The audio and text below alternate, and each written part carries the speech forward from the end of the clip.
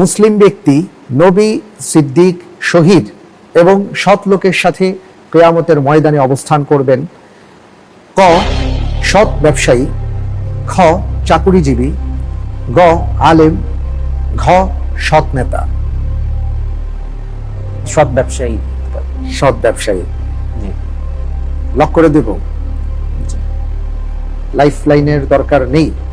সূরা রহমানের যেটা আমার খুব প্রিয় সূরা, ওখানেও আপনার ব্যবসায়ী ব্যালেন্স মিজানের কথা বলে, তাতগাউ ফিল মিজান, আল্লাহ তাতগাউ ফিল মিজান ওয়া আকিমুল ওয়াজনা বিল কিসতি ওয়া লা তুখসিরুল মিজান। সুবহানাল্লাহ। বলে তারপরে আল্লাহ বলছে ফাবিআইয়া আলাই রাব্বিকুমা তুকাযিবান। এবং ব্যবসা যেহেতু এখানে লাভ লসের ব্যাপার আছে, এখানে কোনো কিছু নিশ্চিত, এই জিনিসটা আল্লাহ পছন্দ করেন না। কারণ আল্লাহই একমাত্র নিশ্চিত অথবা যেটা গ্যারান্টি, মানে যেটার মধ্যে কোনো সন্দেহ সংশয় নেই অথবা নাই, যেখানের মধ্যে সংশয় অথবা কোনো মানে 100% গ্যারান্টি। জি।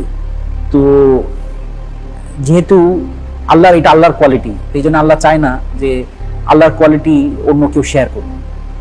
তো যেহেতু ব্যবসার মধ্যে ওই টেনশন অথবা লাভ লসের ব্যাপারটা আছে, ঝুঁকি থাকে। তো এইখানের মধ্যে যদি কেউ সৎভাবে এটা করতে পারে, তো এটা আল্লাহ পছন্দ করেন। লক করে দিচ্ছি ক, সৎ ব্যবসায়ী।